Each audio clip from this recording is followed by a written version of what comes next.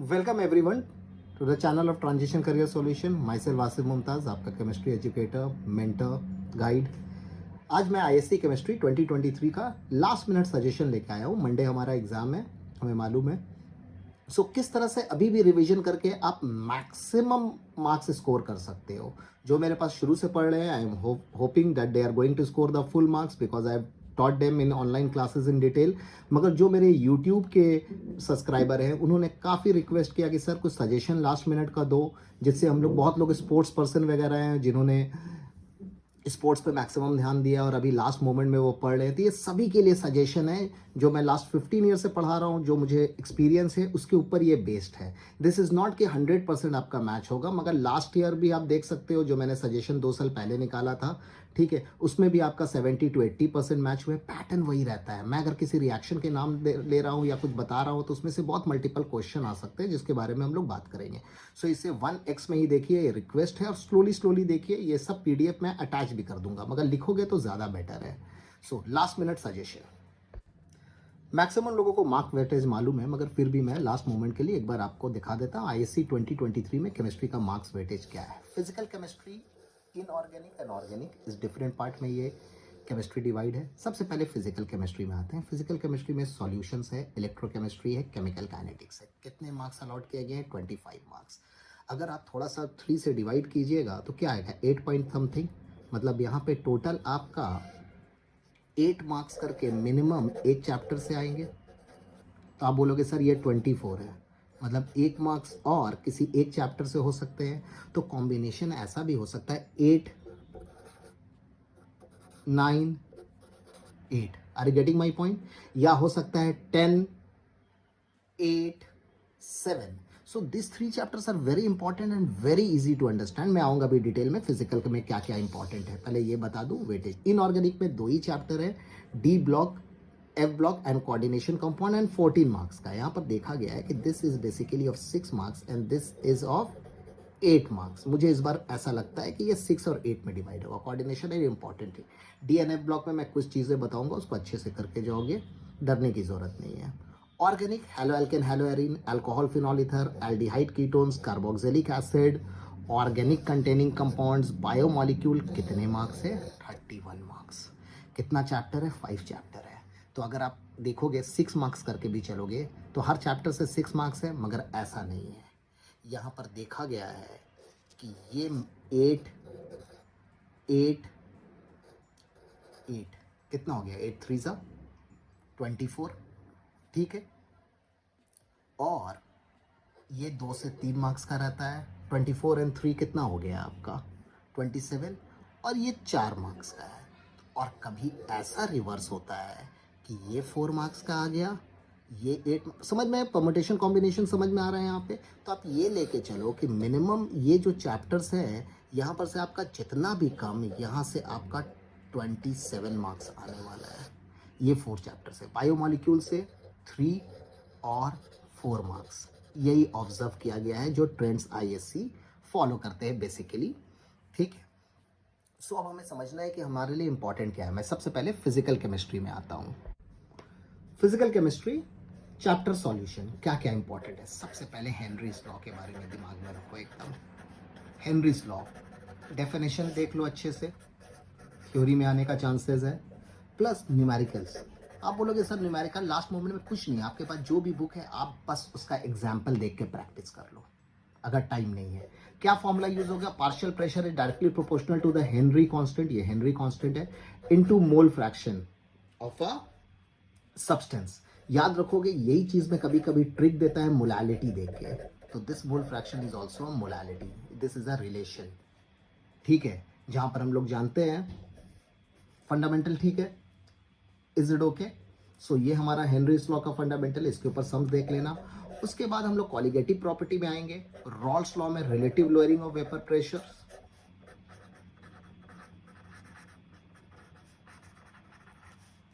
क्या है?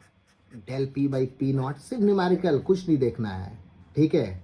Del P is P naught is equal to X of solute. ये आपका फॉर्मूला हो गया। एलिवेशन, ये न्यूमेरिकल से यहाँ सोच रहे हो 8 मार्क्स तो मिनिमम है, हो सकता है 10 मार्क्स का भी आ जाए। ऑप्शंस तो ऑलरेडी रहेगा, मगर कंपलसरी मोशन में न्यूमेरिकल देके कोई एमसीक्यू पूछ सकते हैं, सिंपल देते हैं। ISC paper is always simple, आपको पैनिक नहीं होना है, आपको बस आप बेसिक करके भी चले जाओगे ना तो आप आराम से 60-70% उठा लोगे।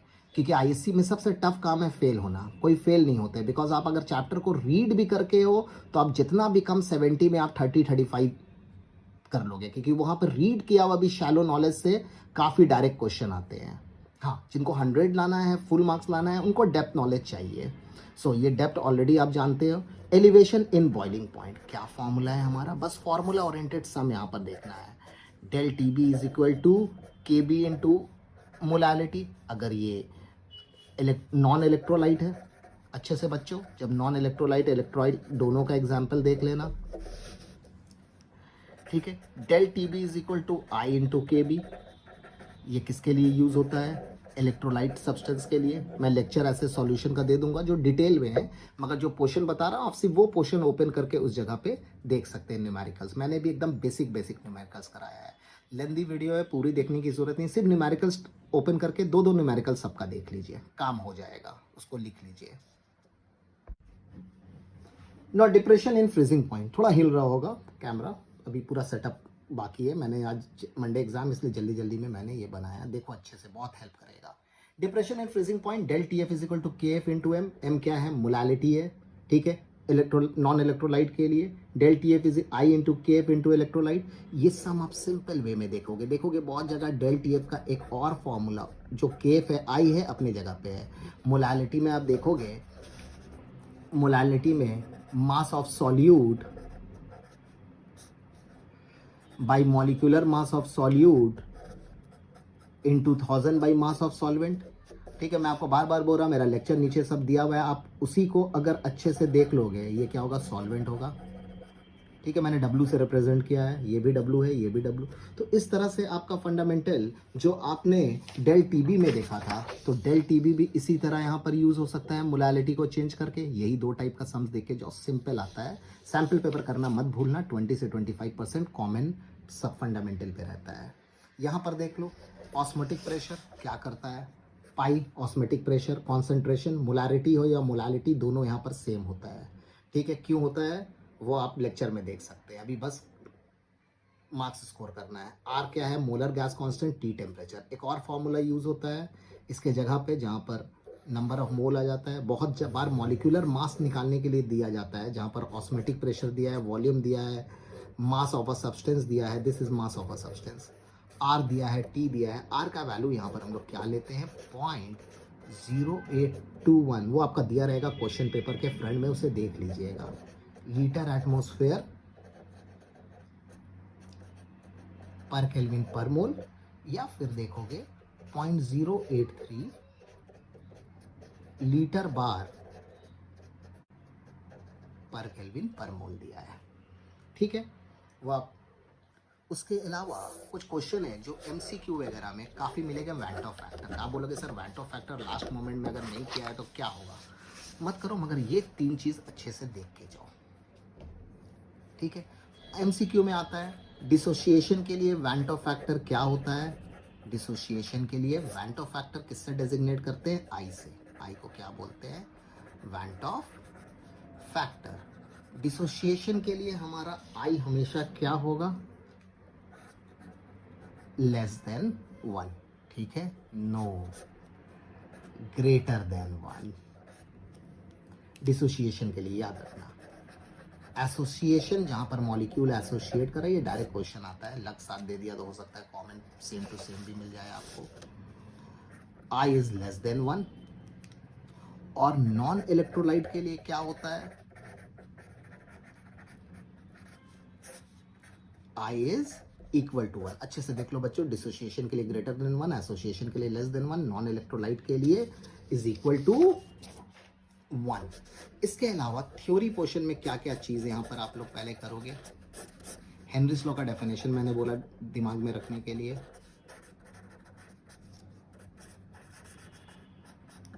ठीक है, इसके अलावा ऑस्मोसिस एंड रिवर्स ऑस्मोसिस देख लेना। रिवर्स ऑस्मोसिस के बाद। और डेफिनेशन जो बेसिक है वो आप देख लोगे। एनसीईआरटी आईएससी बोर्ड है, मगर मैं फिर से इंडल्ज कर रहा हूँ। एनसीईआरटी अगर आपको टाइम मिलेगा तो एक बार रीड कर लेना, नहीं तो आप अपने ऑथर जो आईएससी बुक में ज़्यादा नूतन केलचुग यूज़ होता है वहाँ से भी देख सकते हो। सिंपल न्यूमेरिकल्स कर लो, जो थ्योरी लास्ट 5 ईयर्स में आया बस उसको देख लो, that is more than enough for this chapter. Electrochemistry में Faraday's and Kohlrausch's law very important. आप यहाँ पर कुछ भी मत छोड़ो, फैराडेज लॉ का डेफिनेशन पूरा Faraday's first and second law है। उसके अलावा numericals based on a simple fundamental. क्या फंडामेंटल है वहां पे? W is equal to EIT by 96500, E is equivalent weight, I is ampere in current. बहुत से बुक में देखोगे I को C से भी रिप्रेजेंट करते हैं, एम्पियर इन करंट को। इसके ऊपर सिंपल न्यूमेरिकल्स देख लो। अगर आपका कोई बेसिक आइडिया नहीं भी है और अगर आप सिंपल न्यूमेरिकल्स इसका देख के जाओगे तो बिल्कुल समझ में आएगा। Kohlrausch's law, don't leave anything, definition in numerical, because मैं इसके अंदर में कोई भी चीज आपको इस बार छोड़ने के लिए नहीं बोलूंगा, मगर आईसी स्टूडेंट को बार बार बोल रहा हूं कि एक बार इसको रीड जरूर कर लीजिए। नॉर्मल न्यूमेरिकल्स देख लीजिए, देखिए थ्योरी आता है मगर यहाँ पर ऐसी बात नहीं है, यहाँ पर ऑप्शंस भी आएगा। 2 मार्क्स का क्वेश्चन है, वहां भी और करके आएगा, 3 मार्क्स में आएगा, तो इस चीजों को दिमाग में रखना है। इसका एक और कैटेगरी है आपका सेल रिएक्शन। सेल रिएक्शन में हमें क्या क्या चीजों पे ध्यान देना है, मैं बिल्कुल यहाँ पर थ्योरी में भी आऊंगा, पहले मगर न्यूमेरिकल्स दिखा दूं कि किस तरह का न्यूमेरिकल्स हमारा यहाँ पे वर्क होगा। Cell reaction very important, Nernst equation तो इंपॉर्टेंट है ही है, मगर मैं इस बार आपको बोलूंगा relation between Gibbs energy change and EMF of a cell जरूर देख लीजिएगा। ठीक है, यहां पे न्यूमेरिकल बेस्ड आ सकता है 2 मार्क्स में, 3 मार्क्स में भी। Relation between Gibbs free energy and EMF of a cell, बहुत सिंपल रिलेशन है। क्या है हमारा ये?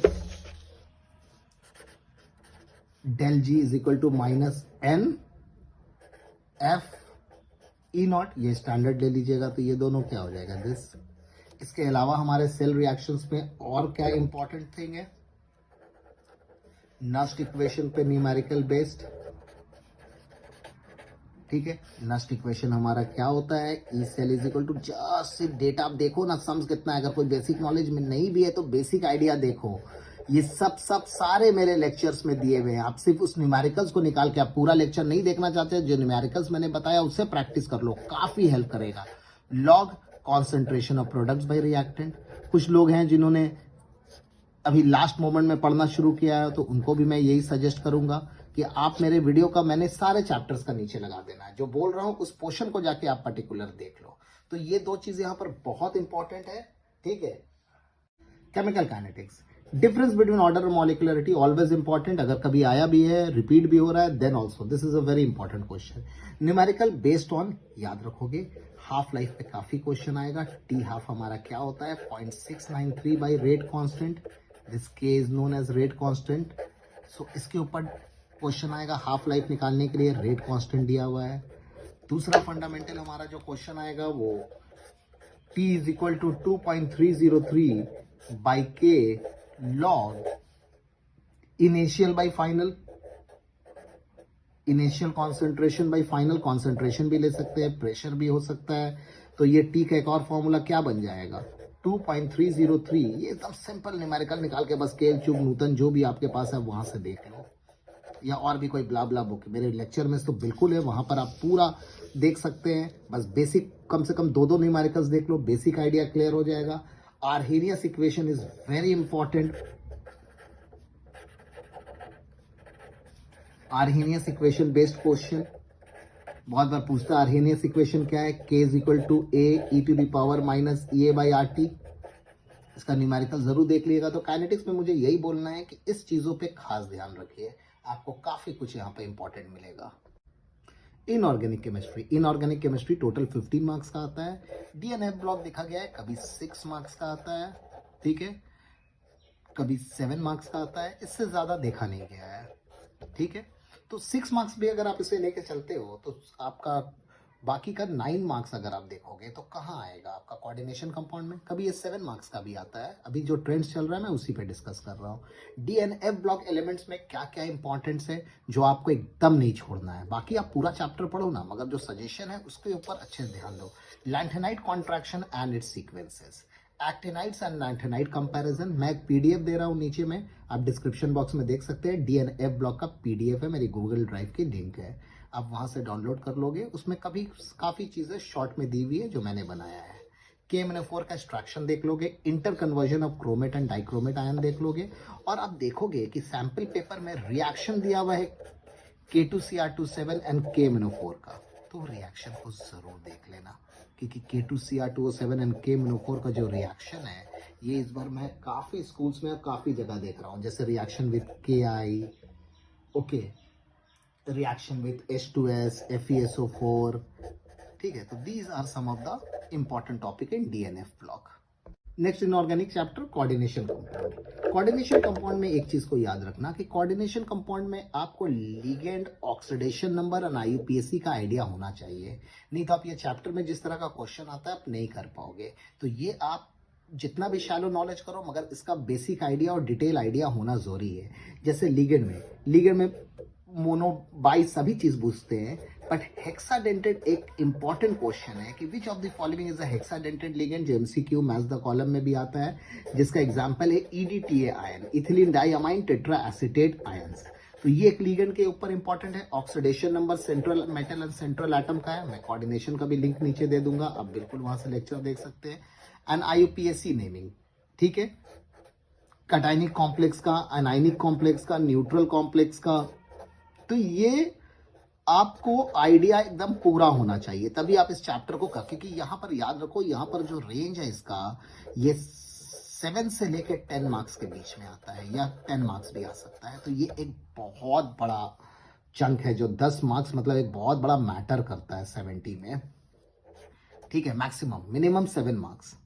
अनाइनिक है, न्यूट्रल है, तो ये IUPAC आपका क्लियर होना चाहिए। आप मेरी भी लिंक देख सकते हैं, ये आपने ऑलरेडी पढ़ा है तो आप अपने कॉपी को रिवाइज करके ये चीजों के ऊपर, और सैंपल पेपर करना मत भूलना बच्चों, that is a very important fundamental. इसके अलावा हमारा आइसोमेरिज्म है। आइसोमेरिज्म VVT पे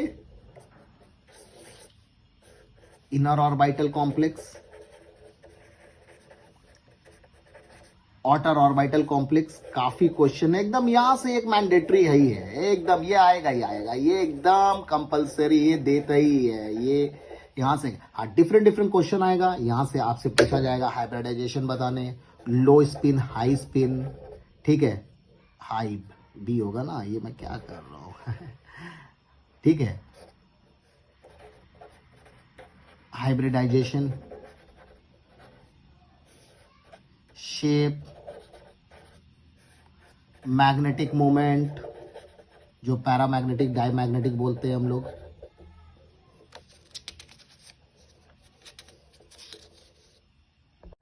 राइमर-टैमन रिएक्शन, विलियमसन सिंथेसिस ईथर में, इटार्ट रिएक्शन टॉल्विन से बेंजल्डिहाइड बनता है, हेल-वॉलहर्ट-ज़ेलेंस्की रिएक्शन एसिड में, हॉफमैन डिग्रेडेशन, गिब्राल्टर थैलामाइड जिससे प्राइमरी अमाइन प्रिपेयर होता है, बाल्क-सिमंस रिएक्शन। तो these are some of the important reaction, और भी बहुत रिएक्शन है, मगर मुझे जैसा लगता है कि this is one of the most important reaction. एक और है, उसे भी हमें नहीं भूलना चाहिए, जो हम इस बार बहुत जगह मुझे दिखा है एग्जाम में, कार्बाइल अमाइन रिएक्शन। सो आप इसे प्रैक्टिस करके जाओ, बहुत है। देखो मैं बार बार बोल रहा हूँ, ये सजेशन है, जिन्होंने नहीं पढ़ा है लास्ट मोमेंट में पढ़ने की कोशिश कर रहे हैं, स्कोर करने की कोशिश कर रहे हैं, मैं उनका हेल्प कर रहा हूँ। मगर those who want to score full marks, उनको पूरा शुरू से पढ़ना होगा और सब कुछ समझना होगा। Sandmeyer's reaction, these are some of the most common and important topic, ठीक है। क्यूमीन का फॉर्मेशन, क्यूमीन अल्कोहल में बहुत सभी इंपॉर्टेंट है। कैनिजारो रिएक्शन,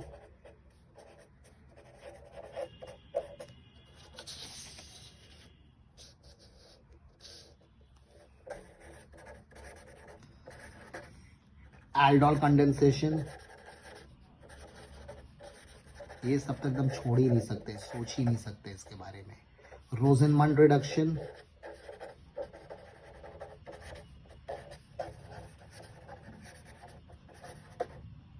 ऑर्गेनिक केमिस्ट्री में मैं आपको कुछ इंपॉर्टेंट रिएक्शन और बहुत चीज़ बता रहा हूँ, मगर उसमें से डिफरेंट डिफरेंट टाइप के क्वेश्चंस आते हैं, मैच द कॉलम आते हैं, फिल द ब्लैंक्स आते हैं। तो आप उस चीज़ों को ज़रूर प्रैक्टिस कर लीजिएगा इस इंपॉर्टेंट रिएक्शंस में। मैं कोई चैप्टर वाइज सीक्वेंस नहीं आ रहा हूँ, मैं बस बता रहा हूँ कि क्या बहुत इंपॉर्टेंट है जो हमेशा आता है। सबसे पहले SN1 एंड SN2, इसको ज़रूर देख लीजिएगा। हमें मालूम है कि SN1 में रिएक्टिविटी पूछता है, तो SN1 का रिएक्टिविटी 3 डिग्री हाईलाइट बेटर देता है, उससे कम 2 डिग्री, उससे कम 1 डिग्री, काफ़ी डिटेल में है। ठीक है, सबका मैं अटैच कर दूंगा लेक्चर, वो आपको नहीं सोचना, आपको देखने का मन होगा बिल्कुल देख सकते हैं, that is not the problem. तो इसके बारे में याद रखिएगा। Then haloalkane haloarene में आप स्वाट्स रिएक्शन एंड फिंक्रिस्टन्स को जरूर देख लीजिएगा। जरूरी नहीं कि वो रिएक्शन डायरेक्ट आए, बहुत बार रिएजेंट पूछते हैं, बहुत बार पूछते हैं कौन सा आयोडीन वहां पर एक्सचेंज हो रहा है। तो these are some of the important things, Swarts and Finkelstein, जिसे हैलोजन एक्सचेंज रिएक्शन भी बोलते हैं। सैंडमेयर्स रिएक्शंस,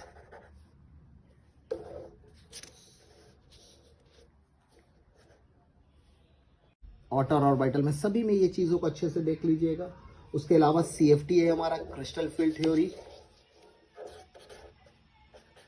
CFT ISC में आपको ज़्यादा नहीं मिलेगा, ज़्यादा क्वेश्चन आपको लास्ट जो भी 2016 से सिलेबस चेंज हुआ है आपको उतना नहीं मिलेगा। मगर आप सिर्फ एक चीज़ याद रखो बच्चों, टेट्राहेड्रल एंड ऑक्टाहेड्रल का स्प्लिटिंग का जो डायग्राम है उसे याद रखो। टेट्राहेड्रल एंड ऑक्टाहेड्रल का जो स्प्लिटिंग डायग्राम है, बस और कुछ रखने की जरूरत नहीं है।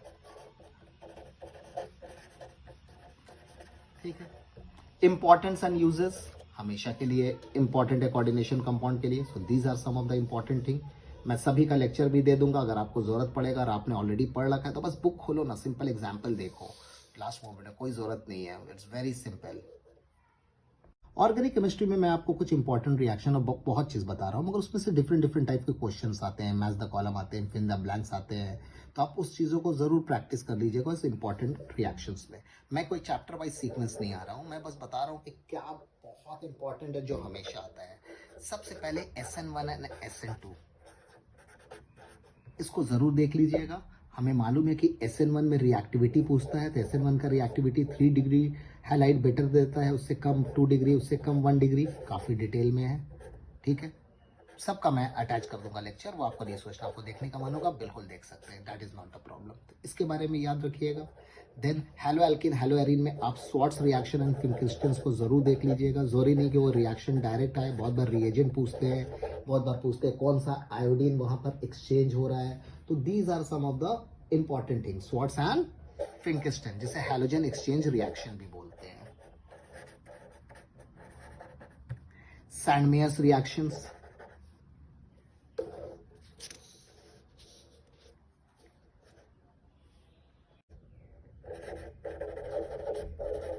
Sandmeier's reaction, and these are some of the most common and important topic। ठीक है, क्यूमीन का फॉर्मेशन, क्यूमीन अल्कोहल में बहुत सभी इंपॉर्टेंट है। Cannizzaro reaction,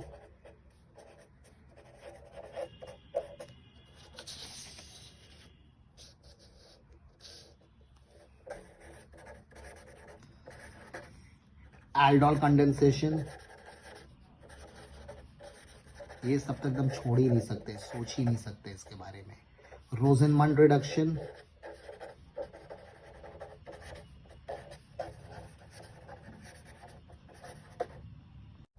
राइमाटेमन reaction, Williamson synthesis ether में, इटार्ट रिएक्शन टॉल्विन से बेंजल्डिहाइड बनता है, हेल-वॉलहार्ट ज़ेलेंस्की रिएक्शन एसिड में, हॉफमैन डिग्रेडेशन गिब्राल थैलामाइड जिससे प्राइमरी अमाइन प्रिपेयर होता है, बाल्क सिमंस रिएक्शन। तो these are some of the important reaction, और भी बहुत रिएक्शन है, मगर मुझे जैसा लगता है कि this is one of the most important reaction. हाँ, एक और है, उसे भी हमें नहीं भूलना चाहिए, जो हम इस बार बहुत जगह मुझे दिखा है एग्जाम में, कार्बाइल अमाइन रिएक्शन। सो आप इसे प्रैक्टिस करके जाओ, बहुत है। देखो मैं बार बार बोल रहा हूँ, ये सजेशन है, जिन्होंने नहीं पढ़ा है लास्ट मोमेंट में पढ़ने की कोशिश कर रहे हैं, स्कोर करने की कोशिश कर रहे हैं, मैं उनका हेल्प कर रहा हूँ। मगर those who want to score full marks, उनको पूरा शुरू से पढ़ना होगा और सब कुछ समझना होगा। ग्रिग्नार्ड रिएजेंट मैं अलग से लिख रहा हूँ। ग्रिग्नार्ड रिएजेंट का रिएक्शन हमेशा हो सकता है 1 मार्क्स का हो, 2 का हो, 3 का मिले, मगर ग्रिग्नार्ड रिएजेंट का रिएक्शन हमेशा आता है। ठीक है, ये याद रखोगे, इसीलिए मैं यहाँ पर लिख रहा हूँ, बिकॉज ये इंपॉर्टेंट है। फॉर्मल्डिहाइड से ये ग्रिग्नार्ड रिएजेंट क्या देता है, 1 डिग्री अल्कोहल, ये कन्वर्जन में यूज होगा। एसिटल्डिहाइड से हमें क्या मिलता है, 2 डिग्री अल्कोहल, ये अल्कोहल में भी है, एल्डिहाइड कीटोन में भी है और हेलो एल्केन हेलो एरीन में भी है। और एसीटोन से हमें क्या मिलता है, 3 degree alcohol. And very common question in ISC right now, काफी स्कूल में भी दिख रहे हैं, कार्बन डाइऑक्साइड में ग्रिग्नार्ड रिएजेंट देने से क्या बनता है, कार्बोक्सिलिक एसिड बनता है। अगर एक कार्बन का ग्रिग्नार्ड रिएजेंट दोगे तो याद रखोगे ये एसिटिक एसिड बनेगा। सो ये MCQ fill in the blanks match the column में भी मिल सकता है आपको। मैंने जितने आपको रिएक्शन बताए वो तो इंपॉर्टेंट है ही है, उसके अलावा जो कन्वर्जन में जो बहुत कॉमन आता है वो हमेशा आपको मिलेगा मिथाइल अल्कोहल से इथाइल अल्कोहल या vice versa. These are the common, मतलब ये एकदम नॉर्मल आता है, अगर लोग रेगुलर पेपर देखते हैं तो वाइस वर्सा किसी से भी किसी में बनाने के लिए आ सकता है। Formaldehyde to acetaldehyde vice versa, या तो फॉर्मल्डिहाइड से एसिटल्डिहाइड बनाने के लिए आएगा या एसिटल्डिहाइड से फॉर्मल्डिहाइड। इथाइलामाइन टू मिथाइलामाइन या मिथाइलामाइन टू इथाइलामाइन, फेवरेट है ये।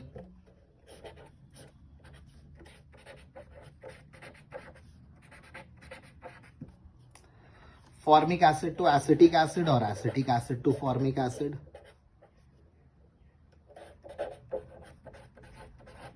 इसके ऊपर बहुत सा बेस्ड क्वेश्चन भी आता है।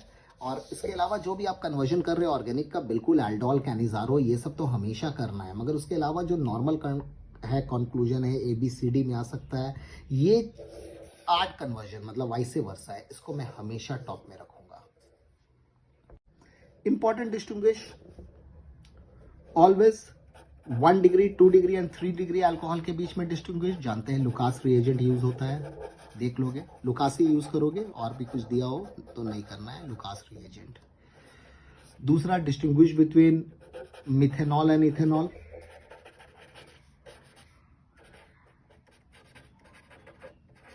यहां पर याद रखना आइडोफॉर्म यूज होता है, मैं बस आपको आइडिया दे दे रहा हूं, बाकी रिएक्शंस वगैरह तो आपको बुक में ही देखना होगा। Formaldehyde and acetaldehyde, here also idoform concept is used. Any aldehyde and ketone, any aldehyde and ketone, let's take example, आपको बोलते हैं एसिटल्डिहाइड एंड एसीटोन का डिस्टिंग्विश करना है, एसिटल्डिहाइड एंड एसीटोन। इसके डिस्टिंग्विश के लिए क्या यूज कर सकते हैं, टॉलेंस रिएजेंट या Fehling solutions.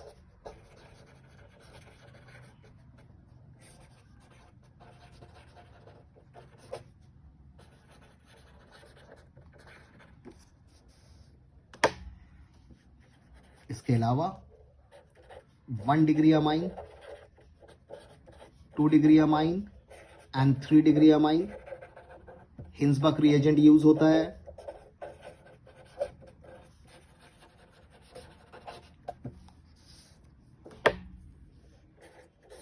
Carbon amine reaction मैंने पहले बता दिया है, 1 डिग्री के लिए है, वो आप देख लोगे।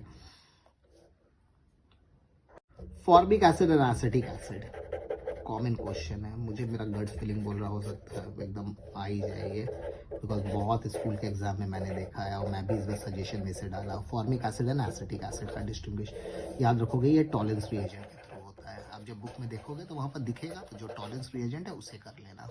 सो these are some of the important topic of.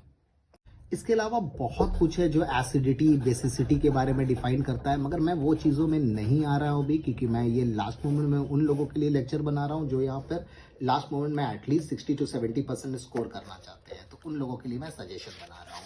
अब मैं आता हूँ सीधा बायोमोलिक्यूल्स में। बायोमोलिक्यूल का मेरा लेक्चर है, मगर वो प्राइवेट है। अगर आप लोग किसी को भी चाहिए होगा तो मुझे इस नंबर पे व्हाट्सअप करोगे, मैं वो लेक्चर आपको प्राइवेटली भेज दूंगा, वो मैंने अपलोड नहीं किया है। My name is Asif Mumtaz and this is my WhatsApp number.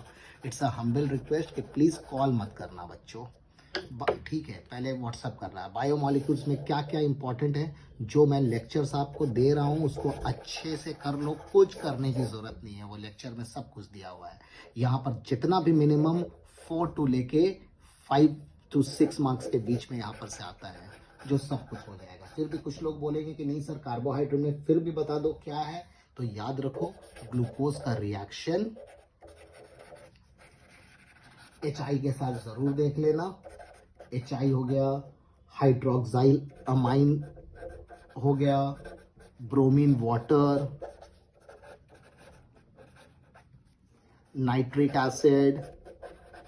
ठीक है, इसके अलावा तो मैं लेक्चर ऑलरेडी आपको दे रहा हूं जो आप बिल्कुल वहां पर देख सकते हैं। इंपॉर्टेंट डिस्टिंग्विश में मैं एक और ऐड करूंगा, number 7, alcohol and phenol. Phenol में FeCl3 टेस्ट यूज होता है, याद रखोगे, ये बहुत इंपॉर्टेंट है। आप सभी को देख सकते हैं। अगर कोई भी प्रॉब्लम होगा तो आप मुझे प्लीज़ इस नंबर पे कांटेक्ट कर सकते हैं। मैं ऑफलाइन ऑनलाइन दोनों पढ़ाता हूँ और ये मेरा व्हाट्सएप नंबर है। क्वेरीज के लिए कोई भी पूछ सकते हैं, no problem, you can, anyone can ask any query on this number, please WhatsApp me. Till then take care, all the best. मैं कोशिश कर रहा हूँ कि इस बीच में जो गैप है कुछ इंपॉर्टेंट SN1 SN2 का कुछ ट्रिक्स लेके आऊँ और भी कुछ, ये पूरा आपके ऊपर है। अगर आप कमेंट करोगे और आप मुझे बोलोगे तो मैं बिल्कुल करूंगा। चैनल को बच्चों सब्सक्राइब कर लो, क्योंकि अब रेगुलर यहाँ पर नीट के भी आने वाले हैं, जेई के भी, सभी कुछ आएंगे। Till then take care, bye, और अपना ख्याल रखो और कूल रहो, टेंशन मत लो, कूल होकर अपनी कोशिश करो, सब कुछ बेटर होगा। ISC में याद रखो, it's a very easy board. यहाँ फेल होना बहुत टफ है, पास होना बहुत ईजी है, अच्छे मार्क्स दिलाना ईजी है। So all the best, bye, take care.